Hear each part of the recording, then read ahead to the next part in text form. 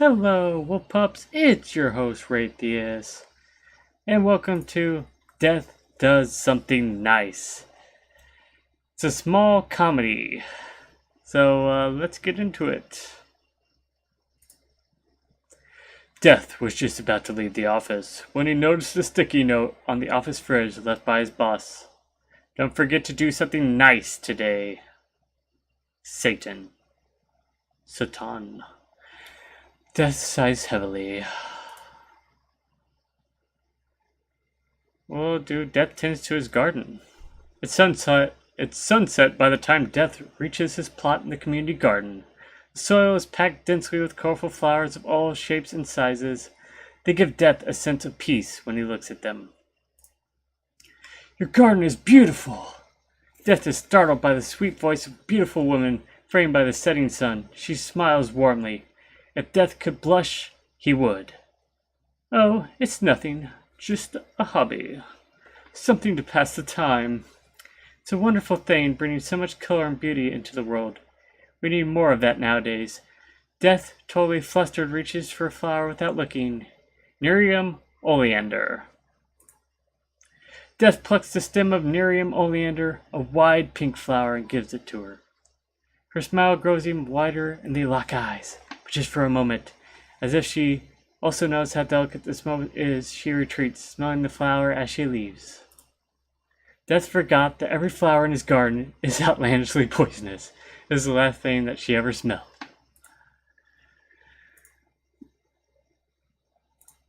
Death donates. At the local strip mall, there's a white van with a red cross on it parked, a warm banner flapping in the wind. Donate today, help save a life. Death chuckles at the irony. Inside the mall, on a little stage where locals impersonate St. Nicholas around the holidays, there's a dozen mortals in line, eager to drain their life source for the sake of altruism. This is going to take a while. Death's gotta play some Time Crisis 2, yo! That was a jam back in the day, especially like when you're at the movie theater. There's one at a movie theater I went to. Time Crisis was always there. It's good. Over in the aging arcade, there's a screen burned Time Crisis 2 machine. Sounds about right. And the foot pedal didn't work most of the time. Death picks up the cracked light gun and whispers, "Hello, my old friend. We're gonna claim some lives today." Death freaking loves Time Crisis 2. It's just a good goddamn game. Cover system is still satisfying 20 years later. It's bright and colorful, and frankly these two unnamed agents have a higher body count than Death has in years. Nowadays, there are people in the field to handle this kind of mowing down of humanity. Death misses the old days. 1997 was a good year for him. Death completely forgot what he was doing here. The arcade manager gives him a weird look. Not that weird. It was a small town arcade. Who knows what weird shit they see in here. Death leaves the arcade in all its majesty. Death approached the table for the blood drive. "Hi, I'd like to donate blood. Been told it's a nice thing to do." The girl, a nursing student with spiky blue hair, looks up at him.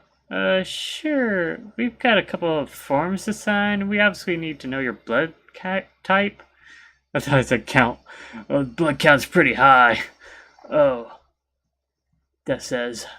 "No need to worry about that." Death takes out from under his cloak a gallon glass jar filled to the top with the crimson plasma protein mix. "Sir, is that a jar?" "Yeah." A jar of blood? How did you... I just, did it myself. Figured I'd make it easier for you folks. Just, try and do my part." "Sir, we can't accept jars full of blood." It's quiet for a moment. Death delicately puts the jar of blood on the table, staining the paperwork underneath and exposing for a moment his skeletal hand. He makes very deliberate eye contact with the volunteer. "I will remember you."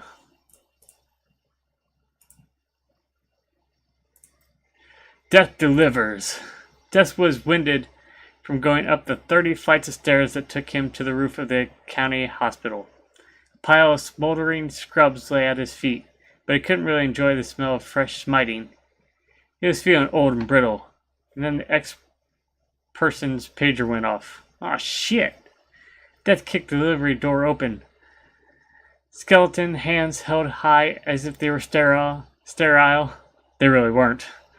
Alright, let's do this thing. The three nurses froze.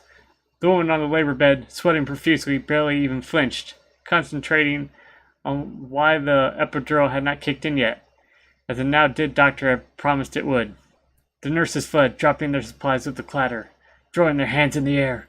The woman in the process of giving birth continued to glare. Did you kill my obstetrician? Yeah. Yeah, I did do that. My bad. Fine. Then you're going to finish what she started. Be there to catch it when it comes out. The miracle of childbirth is a time-consuming process. Death learns. Death gets queasy. Death loses lunch, if he could have a lunch. Oh man, that's just, yeah. That's ahead. Keep, doing what you're doing. Aw, jeez. Don't you dare throw up near my vagina! Fine, lady. Just keep pushing. Let's get this over with. The woman, whose name was Laura, as Death learned later, when he asked for her number, let out a primal shout like a Valkyrie in stirrups. In Death's hands is a beautiful, cherubic baby girl. It's covered in slime. It begins to wail. Ew. Death writes important words. Death has a file called Haters. It's for the damn souls who had no family on Earth when their time came. Also, they were jerks. Death gets to write their obituaries. He sits down in his favorite chair with a drink and has fun with it. Josiah Smith, 47, did not go quietly in the night. No, instead he fell from a fire escape into a dumpster, which was then lit on fire by no one in particular. We can rewrite that. Got into the bathtub with his favorite industrial heat gun. No.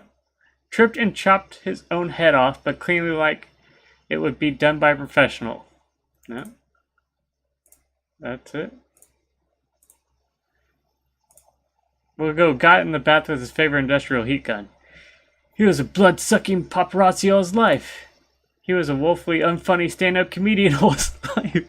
Oh, ouch, that burns. He was a head fudge manager all his life.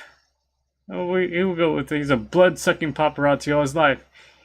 He also definitely lied on his taxes. Kicked at least one malnourished puppy. Yeah, that does it. Seriously, screw that guy. Nailed it. Death says, please. He pours himself another drink. On to the next one. He pours himself another drink. Margarita, if you will. Them puns, though. On to the next one. Eugene Fredrickson, 92. Passed away this upcoming Saturday, having spent his life working for a faceless corporation where no one knew his name. No, I don't think we need any more than that, but we'll look at the other choices. Being incredibly rude to wait staff. Ooh, that's bad. Tap dancing his way across the West. Nope, yeah, working for a faceless corporation where no one knew his name. He is survived by his asthmatic capybara, Gerald. The dust bunnies under a sagging couch. That sounds about right. His poker buddies who burned his chips in respectful effigy. The dust bunnies under a sagging couch. He always hated flowers, so please instead send raw steak to your local charity in his name. Send absinthe to your local charity in his name. Send spare IKEA parts. Yeah, spare IKEA parts to your local charity in his name. Because there's always spare IKEA parts. Trust me. Death is rather drunk by this point. He keeps going.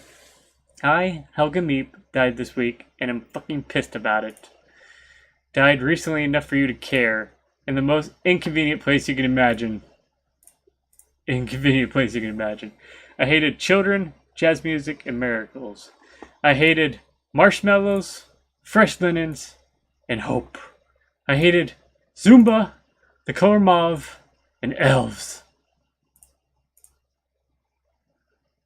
Children, jazz music, and miracles, that's fine. I am survived by the human race, which doggedly refuses to peter out like I had planned. Death passes out on the couch, a peaceful slumber knowing that he did the right thing. Death takes a friend. Doris at the local animal shelter knows Death and smiles when he comes in, tucking her reading glasses into her curly white hair. Without saying a word, she takes out her ring of keys and leaves Death the kennel in the back. The rows of cages go silent when they enter, and Doris puts on a jacket in response to the chill that settles whenever death is near. The dogs, old and young, back up on their haunches to the back of their concrete cages. Some of them whimper, but not all. A pit bull with big eyes and slate gray fur doesn't flinch. It has a couple scars along its torso, and one ear is missing a chunk. Death crouches down, his bleached and ancient bones creaking like an old tree in the wind. He pokes a petrified phalange through the chain link. The pit bull sniffs it before letting Death give a scratch behind its damaged ear. Death sighs heavily. I'll take this one. Death opens the passenger side door, putting his collapsible side in the footwell. Chink!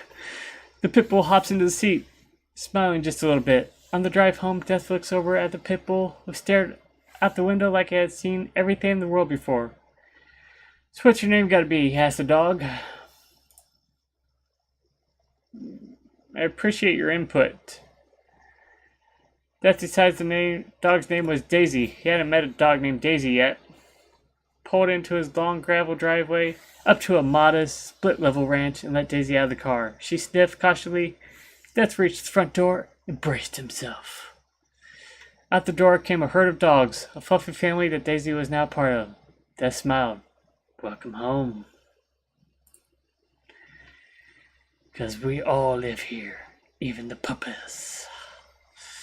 And that's it for Death Does Something Nice. Give it a pause up if you like this video. Subscribe, join the pack. Till next time, take care.